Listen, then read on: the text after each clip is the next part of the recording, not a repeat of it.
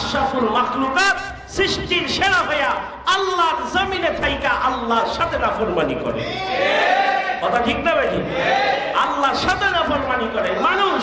সবচাইতে নিমখারাপ নাফরমান জাতি হলো মানব জাতি। বলেনি আযাব যদি মানুষ দেখিত, আরে ঘর বাড়ি সারিয়া গো জঙ্গলায় থাকিত, ঘর বাড়ি সারিয়া গো জঙ্গলায় থাকিত। বিশাল সাপ বিশাল আকারে ফানা ধইরা কবরের নিচ থেকে উঠা দাঁড়াইছে, ফানা ধইরা এইভাবে ফানা ধইরা দাঁড়াইছে। এখন আত্মীয় স্বজনরা তার আত্মীয় স্বজনকে এই অবস্থায় মাটি দিতে পারবো? দিলে না কোনি কোন সন্তান তার বাপেরে মারে এই অবস্থায় মাটি দেয়? যে একটা সাপ কবরে ভাইসা উঠছে, বিষধর সাপ ফানা ধইরা এইভাবে দাঁড়াই রয়েছে। তো বলছে তো আরেক কাজ করো, আরেক জায়গায় মাটি খনন করো। তো আরেক জায়গায় মাটি খনন করছে, মাটি খনন করে লাস্টে যখন কবরের পাশে আইছে আবার আরেক সাপ আইসা কবরের মধ্যে দাঁড়াইছে। ونعوذ بالله من شرور أنفسنا ومن سيئات أعمالنا। আওয়াজ চিকুন করেন মোটা হয়। من يهده الله فلا مضل له ومن يضلله فلا هادي له ونشهد أن لا إله إلا الله وحده لا شريك له الذي أرسله بالحق بشيرا ونذيرا وداعيا إلى الله بإذنه وسراجا منيرا فقد قال الله تبارك وتعالى في كلامه المجيد والفرقان الحميد شكرا لله أعوذ بالله من الشيطان الرجيم بسم الله الرحمن الرحيم يرفع الله الذين آمنوا منكم والذين أوتوا العلم درجات وقال رسول الله صلى الله عليه وسلم أفضل العبادة تلاوة القرآن أو كما قال عليه الصلاة والسلام إن الله وملائكته يصلون على النبي يا أيها الذين آمنوا صلوا عليه وسلموا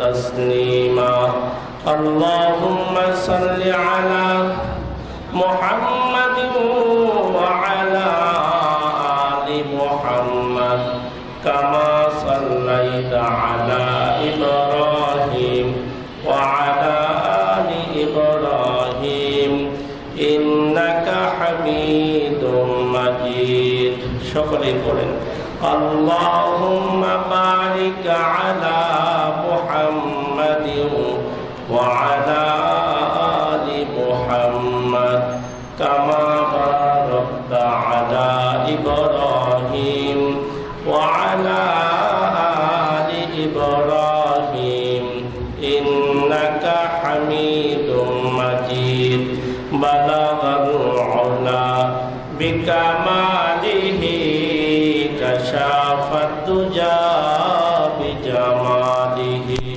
হাসুনাত জামিউ খিসালিহি সাল্লু আলাইহি ওয়া আলিহি ইশকে মাহবুবে খুদা ইশকে মাহবুবে খুদা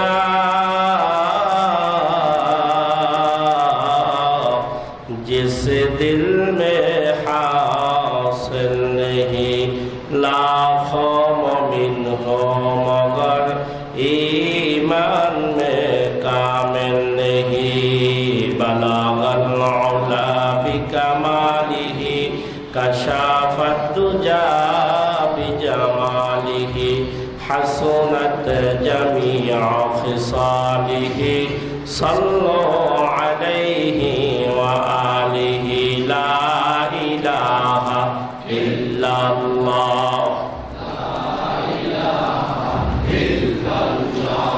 ला इलाहा इल्लल्लाह ला इलाहा इल्लल्लाह ला इलाहा इल्लल्लाह ला इलाहा इल्लल्लाह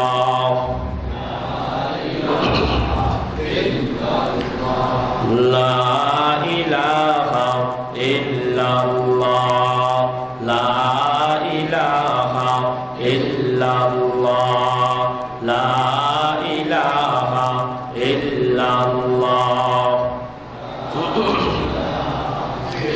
ला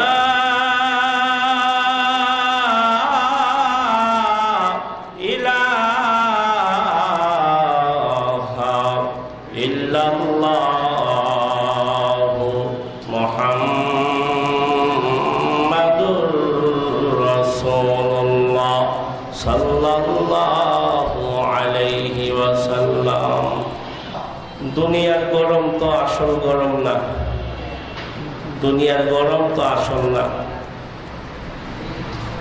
দুনিয়ার গরম আখিরাতের গরমের তুলনায় তো কিছুই না।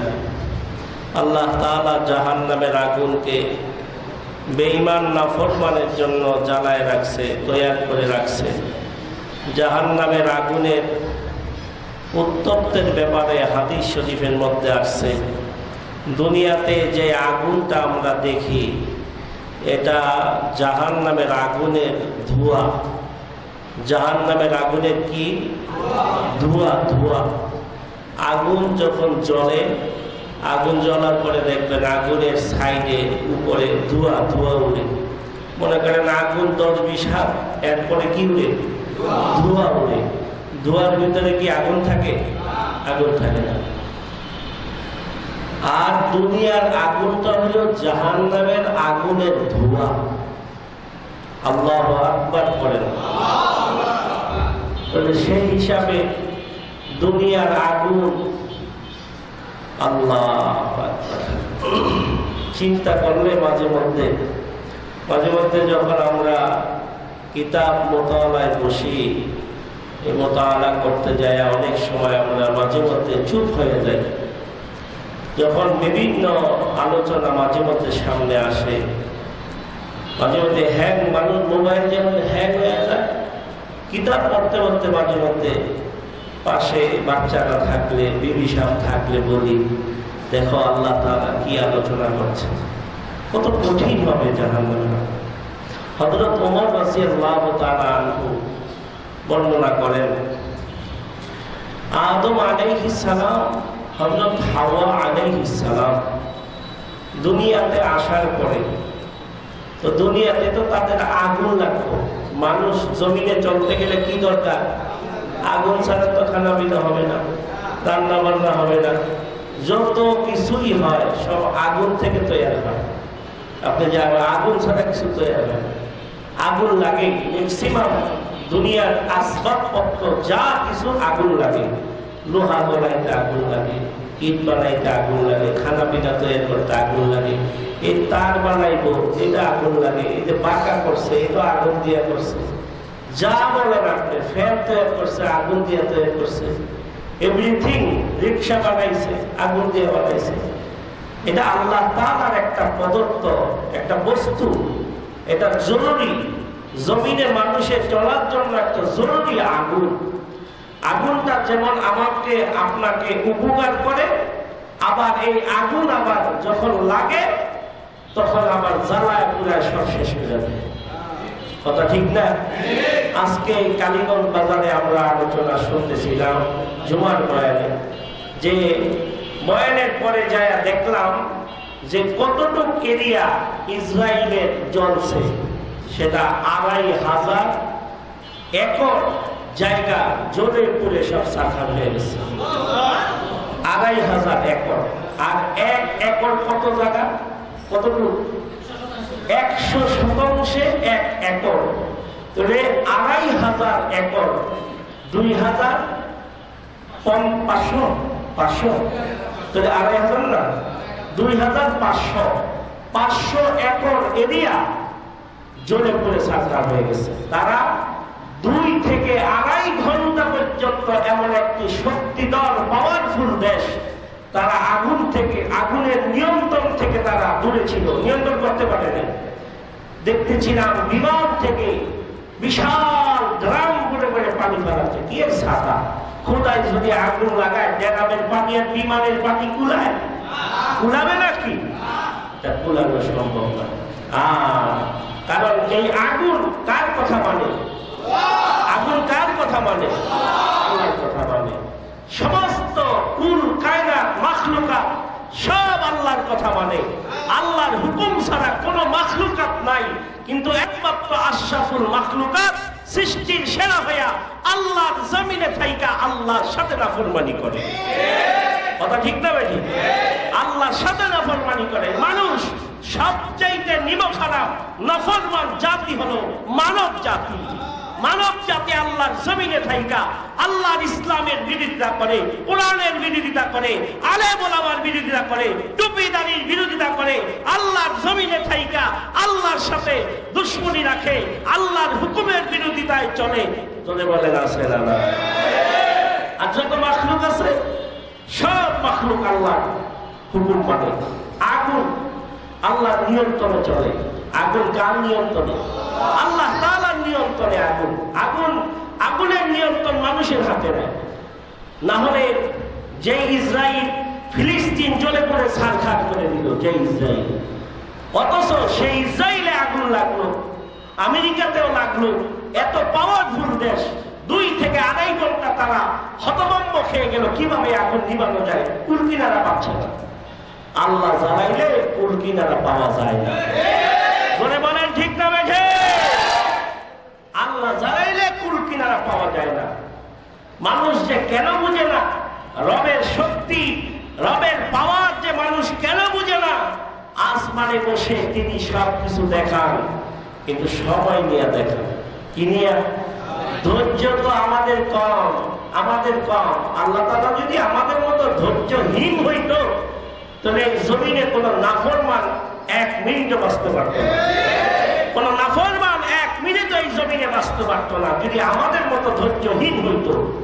মুরব্বীরা আমাদেরকে বুঝায় বলে যে আল্লাহ পাকের কুদরতি রক্ত অনেক ঠান্ডা ঠান্ডা, তাই নাফরমানকে রইয়া সইয়া আল্লাহ তাআলা ধরে। ঠিক কিনা বলেন ভাই ও দুস্থ বুজুর্গ? আদম আলাইহিস সালাম, আদম আলাইহিস সালাম আর মা হাওয়া আলাইহিস সালাম জমিনে আসছে আগুন লাগলো। আল্লাহ রাব্বুল আলামিন জিবরাইল আমিনকে বললেন, ওহে জিবরাইল, আমার আদম আমার হাওয়া আগুনের প্রয়োজন, আগুন লয়ে যাও। কি লয়ে যাও? আগুন লয়ে যাও। হযরতে জিবরাইল আমিন জাহান্নামে গেলেন। জাহান্নামে যাইয়া জাহান্নামের পাহারাদার মালিক ফেরেশতা, ফেরেশতার নাম কি? জাহান্নামের পাহারাদার মালিক ফেরেশতার কাছে যায়, কই ওগো মালিক, আমাকে একটু আগুন দাও। মালিক ফেরেশতা ডাক দিয়ে বলে, ওয়ে ভাই জিবরাইল, জাহান্নামের আগুন কোথায় নিয়ে যাইবা? কয় দুনিয়ায় আদম নবীর কাছে লয়ে যাবো। এবার মালিক ফেরেশতা ডাক দেয়া কয়, ও ভাই জিবরাইল, জাহান্নামের আগুন তো দুনিয়ায় নেওয়া সম্ভব না। জাহান্নামের আগুনের একটা আংটা কয়লা বাড়ি দিলে দেখবেন কয়লার কিছু আগুনের এই যে এই ঝিলিক জায়গায় জায়গায় জায়গায় জায়গায় যায় পড়েনি, কিন্তু ওইটা যখন পড়ে ওইটা দেখা যায় না। পড়ার পরে কি হয়? ওইটা দেখা যায় না। মালিক ফেরেশতা ডাক দেয়া কয়, জিবরাইল, আমি আগুনের একটা শস্যার দানা পরিমাণে দিলাম, এটাকে আপনি লইয়া যান। এটাকে কিন্তু সাবধান, আগের থেকে জমিনে দিবেন না। এই আংটাটা, এই শস্যার দানাটা আগে সমুদ্রের মধ্যে চুবায়া রইবেন। সুবহানাল্লাহ, আরো জোরে বল। সমুদ্রের মধ্যে আগে চুবাইবেন। হযরতে জিবরাইল সমুদ্রের মধ্যে চিবায়া এবার পাহাড়ের উপরে যা রাখছে। পাহাড়ের উপরে যাইয়া রাখার সঙ্গে সঙ্গে পুরা পাহাড় জয়লা পুরা কয়লা হয়ে যায়। এবার আগুন আবার জাহান্নামে চলে যায়। তাফসীরের বর্ণনা, আগুন জাহান্নামে চলে যায়। জাহান্নামে চলে যাওয়ার পরে ওই যে একটা ধোঁয়া দুনিয়াতে দিয়া যায়, ওইটা হলো দুনিয়ার আগুন। ওই যে একটা সামান্য ধোঁয়া দিয়া গেছে, ওই ধোঁয়াটা হলো দুনিয়ার আগুন। আর এই আগুন লাগলে ২৫০০ একর পুরা সাক্ষাৎ হয়ে যায়। কেমন আগুন? তবে ওই জাহান্নামের আগুন থেকে আমাদের বাঁচতে হইলে এই দুনিয়াতে আমাদের নাফরমানি করা যাবে না। আর যারা জমিনে নাফরমান, ওই নাফরমানকে কখনো বন্ধু রূপে গ্রহণ করা যাবে না। ওই নাফরমানকে বন্ধু রূপে গ্রহণ করা যাবে না, কারণ জাহান্নামের আগুন বড় কঠিন। এজন্য অনেক বুজুর্গরা আমাদের গল্প করে শোনাইতো, জাহান্নামের আগুন মাবুদ ওরে সইতে পারব না,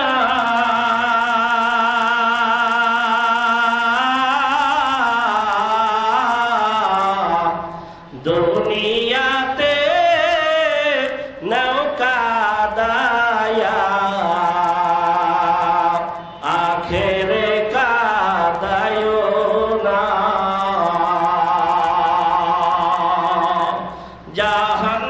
জাহান্নামের আগুন মাবুদ ওরে সইতে পারব না,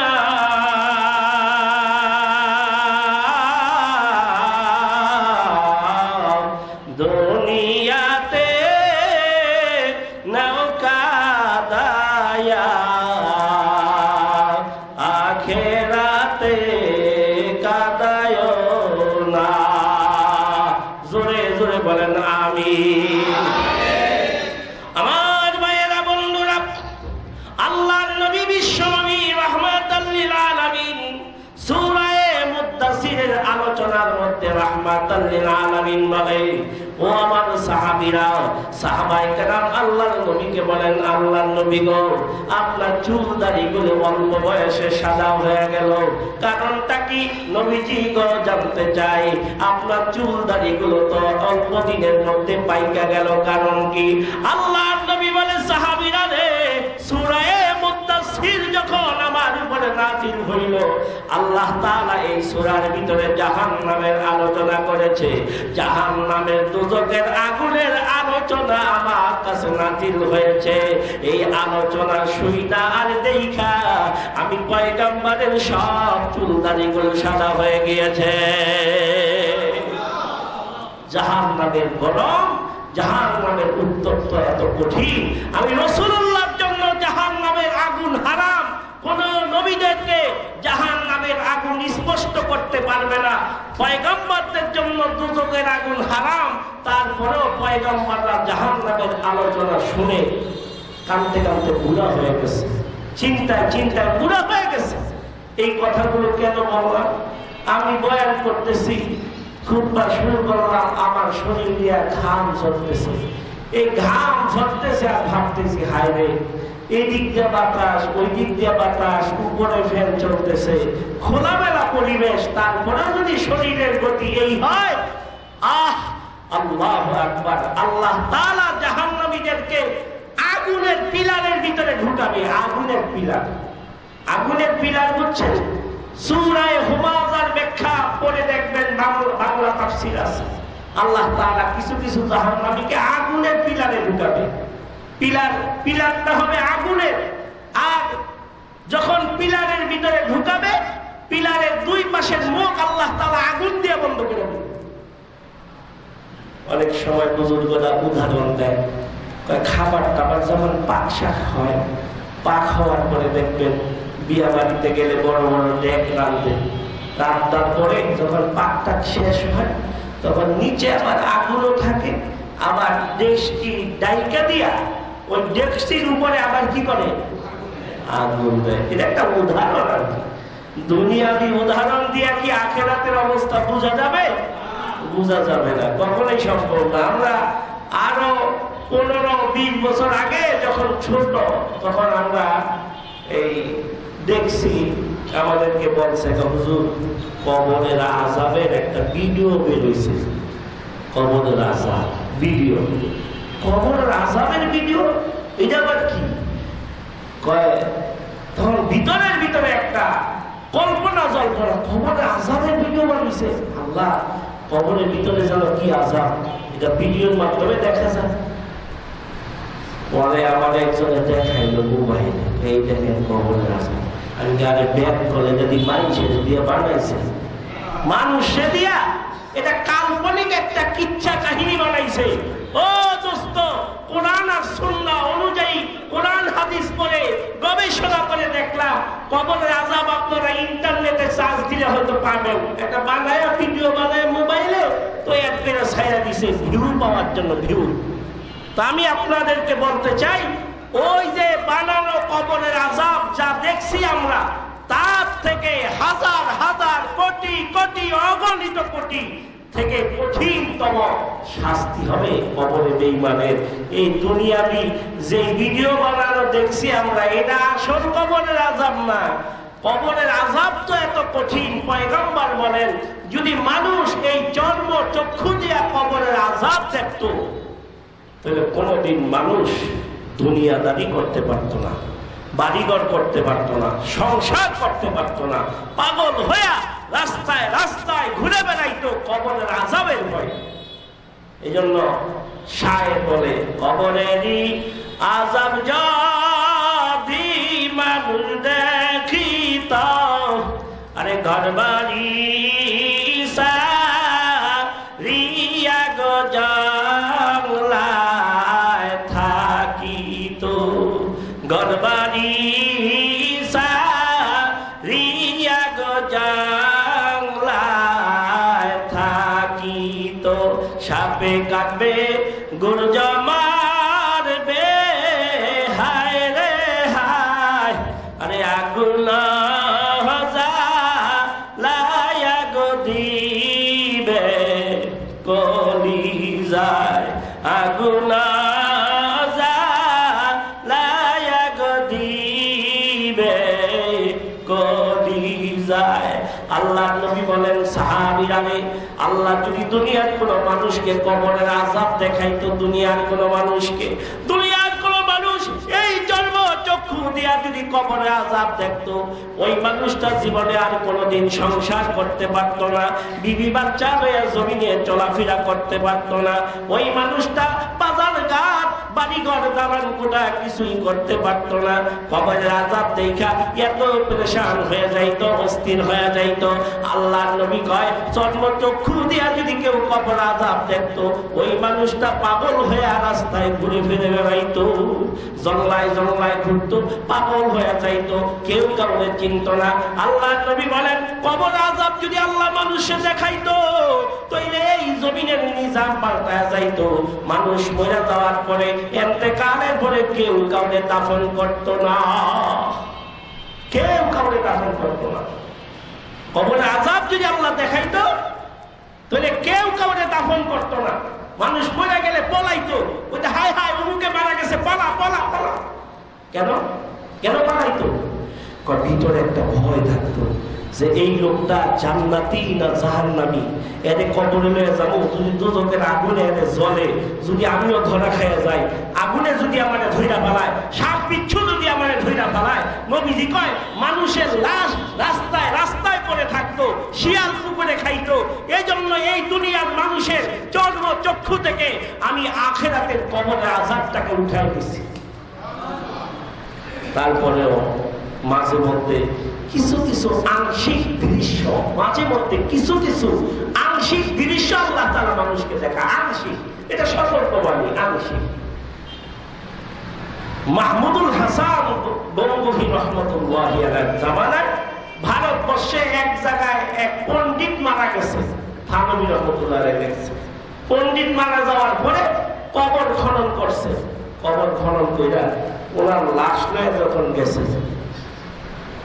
ওনার লাশ নিয়ে যখন দাফন করবো, কবরের পাশে গেছে, যাওয়ার পরে দেখে বিষাদর সাপ বিশাল আকারে ফানা ধইরা কবরের নিচ থেকে উঠা দাঁড়াইছে।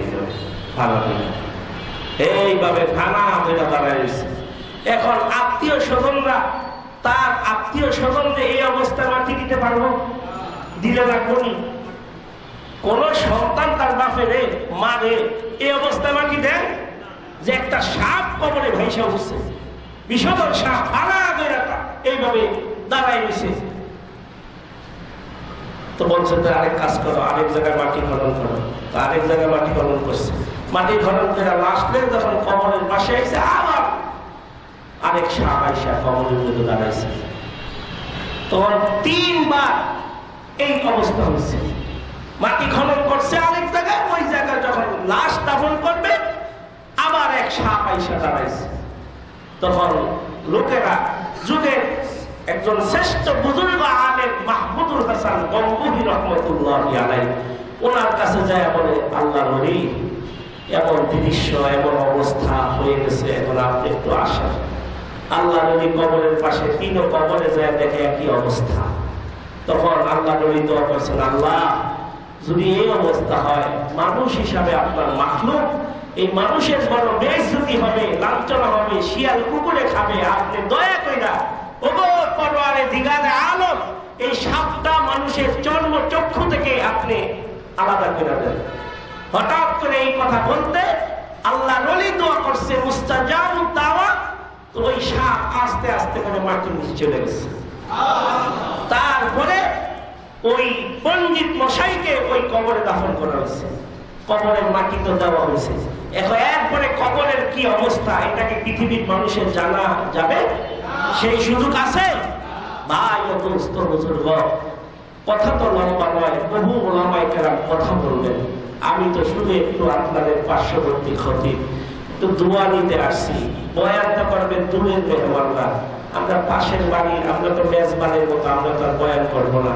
বৈরবী শাহ হুজুর আসবেন, লোকমান সাদি আসবেন, তারপরে আপনার জিয়াদি শাহ হুজুর আসবেন, লোকমান সাদি সাহেব আসবেন, ওনারা ধারাবাহিকভাবে কথা বলবেন। চাইছিলাম 10 মিনিট কথা বলবো, আধা ঘন্টা হয়ে গেছে। এই জন্য